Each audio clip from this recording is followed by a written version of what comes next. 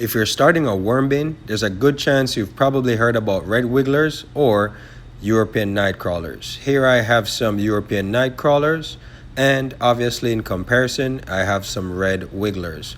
But the question usually comes up, which one's actually the one that you need to buy?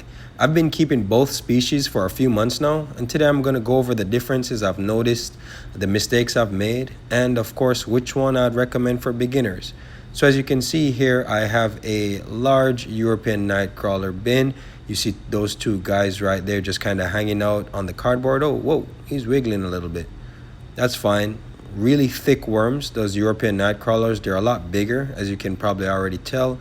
So when you open the bin, obviously you see some motion already. Those guys are already diving down. European nightcrawlers typically like to burrow down deeper, but like I said before, besides the size, right, these European nightcrawlers are going to be a lot bigger. They do not eat as fast as the red wigglers, even though they're bigger, believe it or not.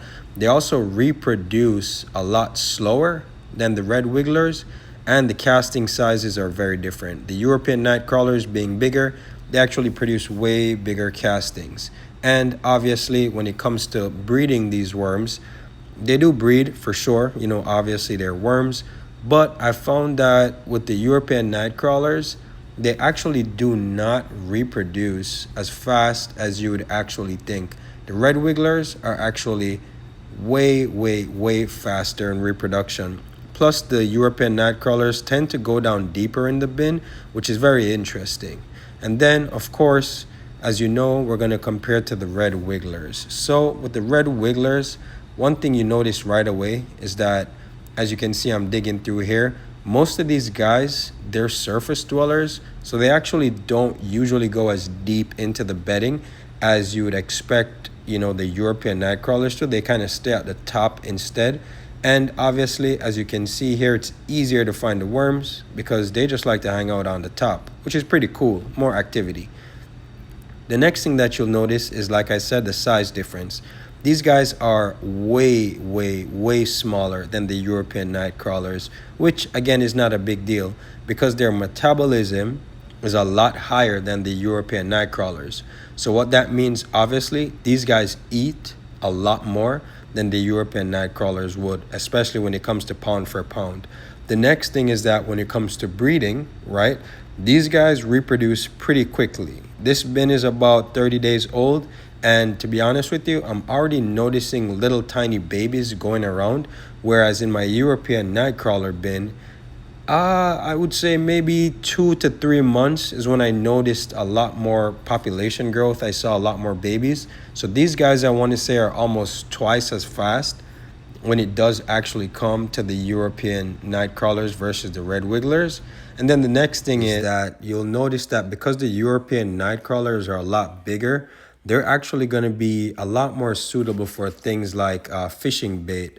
I've noticed that a lot of anglers and obviously fishermen like to use the European nightcrawlers because they're a lot more attractive when it comes to size and being able to catch bigger fish. Not saying that you can't use the red wigglers. However, obviously based on the size, you know, it's going to be a lot easier for you to use the European nightcrawlers instead of the red wigglers. And then, obviously, like I said before, one thing to note, especially if you're turning this into a serious hobby, when it comes to that breeding, it really does make a difference. These red wigglers that you see in my hand here, they are very quick breeders. It'll take maybe 2 to 3 months, maybe 4 months for you to double the size of your bins when it comes to the worm count. But like I said before, with the Europeans, even though they are a bigger worm, their cocoons are a lot bigger, their castings are a lot bigger. But when it comes to the actual speed of reproduction, the red wigglers are usually going to be your best bet if you want to do this long term, especially when it comes to castings.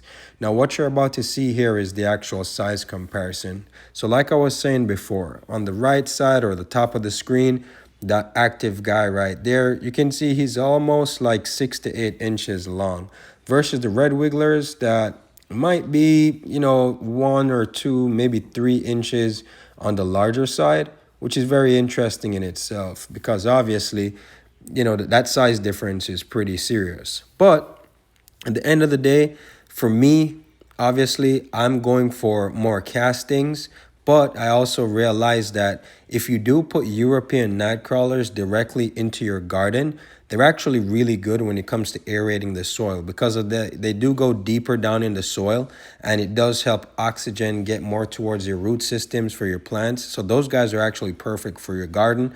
So it just depends on what your actual goal is and what you're actually trying to accomplish. For me, this experiment taught me a lot of things. Obviously, not only size, not only breeding, not only when it comes to different types of castings for the compost worms, not only the speed at which they reproduce, or also the speed at which they get rid of those kitchen scraps, because the red wigglers are a lot more aggressive when it comes to eating versus the ENCs, which are a little bit slower when it comes to eating. It really just depends on what you're trying to do. If you're a beginner though, I would say start with the red wigglers first because they are more forgiving and they're less sensitive to environmental changes. And so that'll actually give you a good idea of what you would want to start with as a beginner. The ENCs, again, not super picky, but they do tend to crawl on the bin sides a lot more if there's too much moisture, if there's not enough moisture, if the bin is too hot, if the environment's too cold. Those European night crawlers, even though they're bigger and sometimes a bit more active, especially in the light, you'll notice that the European night crawlers are good for fishing and aerating soil, while the red wigglers are definitely superior when it comes to actually getting castings. So it really just depends on what your actual goal is, and where you want to go with the actual worms. So remember to subscribe because I do update these bins every single day.